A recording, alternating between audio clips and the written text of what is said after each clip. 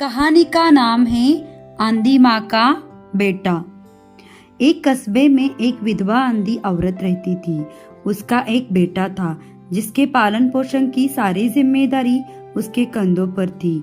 वह अपने बेटे को पढ़ा लिखा कर एक बहुत बड़ा आदमी बनाना चाहती थी, इसलिए उसने उसका दाखिला कस्बे के सबसे अच्छे स्कूल में किया। वह दिन रात मेहनत करती ताकि बेटे की स्कूल की फीस दे सके।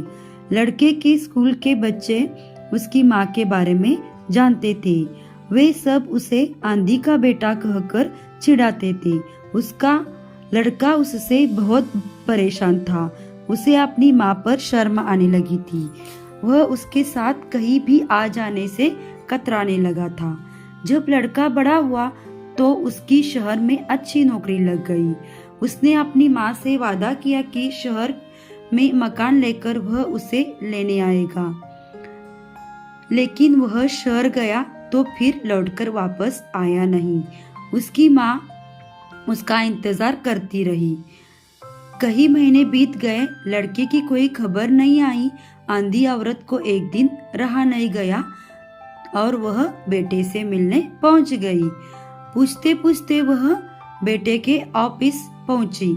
वहां सिक्योरिटी गार्ड ने उसे रोक दिया। आंधी औरत ने गार्ड को अपने बेटे का नाम बताया और बोली कि उससे से जाकर कह दो कि गांव से कोई मिलने आया है। गार्ड ने जाकर उसके बेटे को बताया। बेटे ने ऑफिस की खिड़की से देखा तो उसे अपनी माँ गेट के बाहर खड़ी नजर आई। वह ऑफिस में सबके सामने अपनी माँ की वजह से शर्मिंदा नहीं होना चाहता था। उसने कहला दिया कि वह ऑफिस में नहीं है। आंधी औरत वहां से चली गई।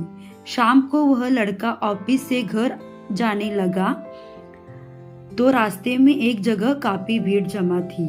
वह अपनी गाड़ी रोककर भीड़ के पास पहुंचा और तो बीच सड़क में अपनी माँ को मारा पाया।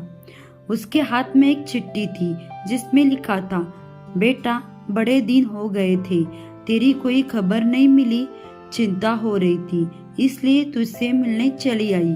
तू तो अब बड़ा आदमी बन गया है, तुझसे मिलना अब शायद मुझ जैसे गरीब के किस्मत में नहीं है, लेकिन मैं बहुत खुश हूँ तेरे लिए।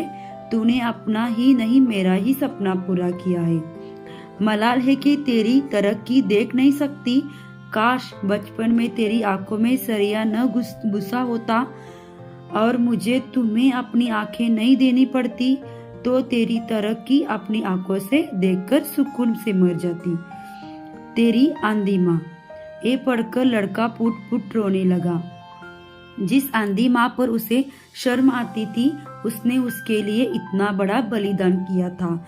वह आत्मग्लानि से भर उठा और जिंदगी भर खुद को कभी माफ नहीं कर पाया।